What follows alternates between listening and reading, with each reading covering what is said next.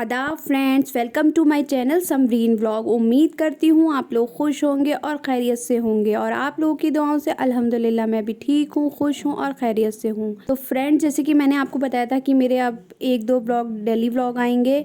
तो फ्रेंड, हम लोग वेडनेसडे गए थे दिल्ली। थर्सडे फ्राइडे मेरे हस्बैंड की मीटिंग थी और हमने सोचा था सैटरडे संडे रुक जाएंगे और मंडे में वापस देहरादून चले जाएंगे। तो वेडनेसडे हम रात में यहाँ पहुँचे थे।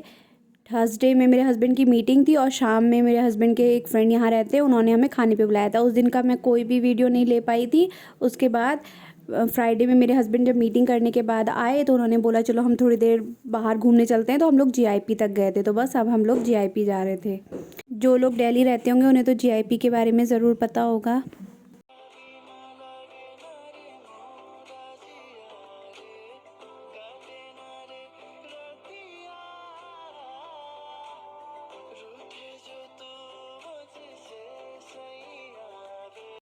अभी सिर्फ 8:30 बजे थे, बहुत रात भी नहीं हो रही थी, लेकिन जीआईपी में बहुत कम भीड़ थी। वैसे पहले भी मैं जीआईपी आई हूँ और रात में 9 बजे तक भी यहाँ अच्छी खासी भीड़ रहती थी, लेकिन इस वक्त भीड़ भी कम थी और ज़्यादातर शॉप्स भी जो है बंद हो गई थी। वैसे मुझे ऑटो वाले बता रहे थे कि जीआईपी बिकने वाला है और पता नहीं कुछ कह रहे थे और कहते कम भीड़ है अब जीआईपी में। तो इब्राहिम और मुस्तफ़ा कर रहे थे मस्ती और मुस्तफ़ा ने पता नहीं नेट पे देखा था या कहाँ से उसको पता चल गया था कि यहाँ किड्ज़ीनिया है और उसको जाना था। तो हम लोगों ने जब पता किया तो वो 8:30 बजे बंद हो जाता है। तब मुस्तफ़ा का मूड थोड़ा ख़राब हो गया। फिर जब हमने उससे कहा कि कल या परसों फिर लेके आ जाएंगे, तब जाके मुस्तफ़ा का मूड थोड़ा ठीक हुआ। फिर मैं थोड़ी देर स्टोर 99 पे गई। जीआईपी का स्टोर 99 मुझे बहुत पसंद है। मैंने वहाँ पे थोड़ा सा सामान ख़रीदा था।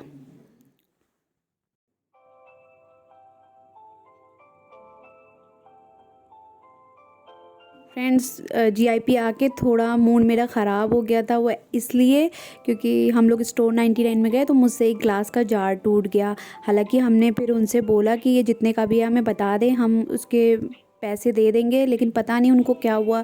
बोले नहीं नहीं कोई बात नहीं है और आपने कोई जानबूझ के नहीं किया है और आप पैसे मत दीजिए, आपने जितना सामान लिया है बस उसी के पैसे दीजिए। हालांकि एक बार मैंने देहरादून में देखा था, स्टोर 99 में किसी से सामान टूट गया था तो उन्होंने पैसे ले लिए थे। और यहाँ जीआईपी में भी एक बार मैं अपनी मम्मी के साथ आई थी तो एक आंटी थी, उनसे शायद एक कप टूट गया था तो उन्होंने कहा था आपको पेमेंट करना पड़ेगा। इसीलिए मैंने उनसे बोला, मैंने कहा नहीं मुझसे आपका नुकसान हुआ है तो आप उसके पैसे ले लीजिए। तो वो बोले नहीं नहीं कोई बात नहीं है और आपने धोखे से किया, जानबूझ के नहीं किया है, तो आप रहने दीजिए। तो मुझे अच्छा भी लगा, लेकिन मुझे इस बात का बुरा लग रहा था कि मेरी वजह से उनका नुकसान हो गया। फिर फ्रेंड्स, मैंने सोचा मेरे हाथों पैरों में इतना दर्द है, थोड़ा मसाज कराती हूँ, हो सकता है कुछ आराम आए। पहले तो जब वो शुरू हुई तो मुझे इतना दर्द हो रहा था, मुझे लग रहा था कहीं मैं फंस तो नहीं गई ना, क्योंकि मैंने पहली बार करवा रही थी। लेकिन बाद में सच में इतना अच्छा लग रहा था और इतना मज़ा आ रहा था कि मैं आपको बता नहीं सकती। लेकिन जो पतले दुबले हैं या जिनकी हड्डियाँ कमज़ोर हैं वो ये ना करवाएं, क्योंकि ये इतनी तेज़ होता है कि मेरे ख्याल से कमज़ोर हड्डियाँ तो इसको बर्दाश्त नहीं कर पाएंगी, या फिर हो सकता है इनकी टाइमिंग कुछ होती है सेट, ये करते हैं तो हो सकता है कम ज़्यादा कर देते हों। लेकिन मुझे शुरू में तो काफ़ी दर्द हो रहा था, लेकिन बाद में फिर मुझे ठीक लग रहा था। फिर मुस्तफ़ा को खेलना था क्रिकेट, तो हम यहाँ पे मुस्तफ़ा को क्रिकेट खेलने के लिए ले आए। अरे यार, इससे स्लो कहाँ हो जाएगी मुझसे। आउट।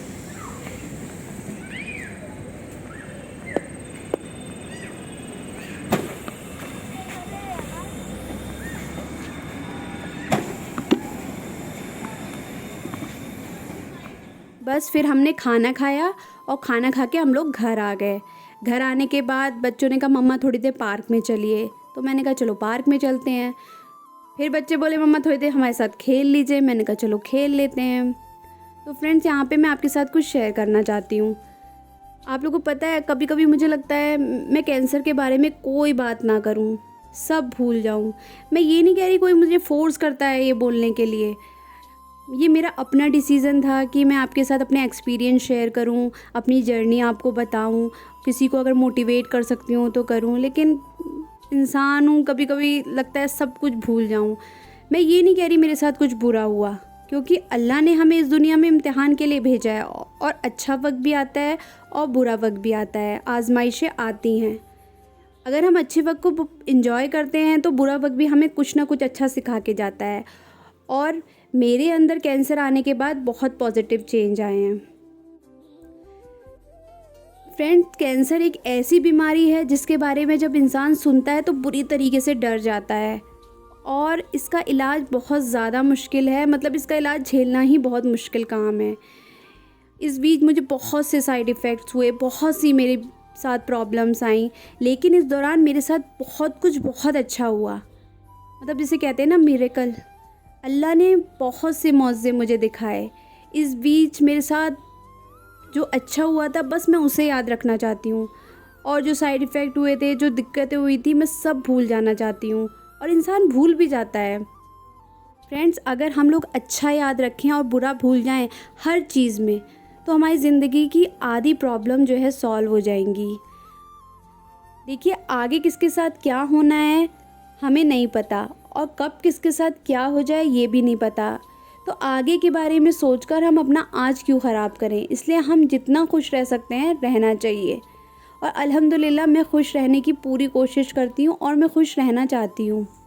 मैं ये नहीं कह रही हूँ कि मैं हमेशा पॉजिटिव सोचती हूँ, मेरे दिमाग में भी नेगेटिविटी आती है। मैं जब अकेले होती हूँ या रात में मुझे नींद नहीं आती तो मैं सोचती हूँ कि मेरा ऐसा इलाज हुआ है, कहीं कोई बड़ा साइड इफ़ेक्ट ना हो जाए, कहीं अल्लाह ना करे मुझे दोबारा कैंसर हो जाए।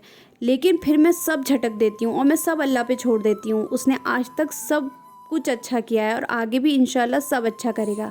कहते हैं ना कि अल्लाह 70 माँओं से ज़्यादा प्यार करता है, तो हमारी जब एक माँ हमसे इतना प्यार करती हैं तो सोचो अल्लाह हमसे कितना प्यार करता होगा।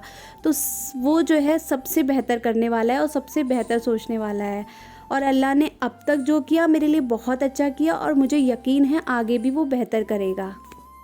फ्रेंड्स, मैं बिल्कुल भूल गई थी कि मैं वॉइस ओवर कर रही हूँ। मुझे ऐसा लग रहा था कि आप लोग मेरे सामने बैठे हैं और मैं अपने दिल की बात कर रही हूँ। बहुत बातें हैं करने के लिए, लेकिन ब्लॉग बहुत लंबा हो जाएगा, और ये वॉइस ओवर में बहुत सी गलतियाँ हुई होंगी क्योंकि मैं बोले जा रही थी, लेकिन मैं कोई एडिटिंग नहीं करूँगी। ये व्लॉग मैं ऐसे ही अपलोड कर दूँगी, और मुझे बात करके बहुत अच्छा लग रहा है, बहुत हल्का महसूस हो रहा है। तो इसी के साथ मैं अपना व्लॉग एंड करती हूँ। उम्मीद करती हूँ आपको मेरे वीडियोस पसंद आ रहे होंगे। इसको लाइक कीजिए, शेयर कीजिए, नए हो तो सब्सक्राइब कीजिए, और बराबर में जो बेल नोटिफिकेशन है उसे ऑन कर दीजिएगा। अपना बहुत सारा ख्याल रखिएगा और मुझे दुआओं में याद रखिएगा। Take care. अल्लाह हाफिज़।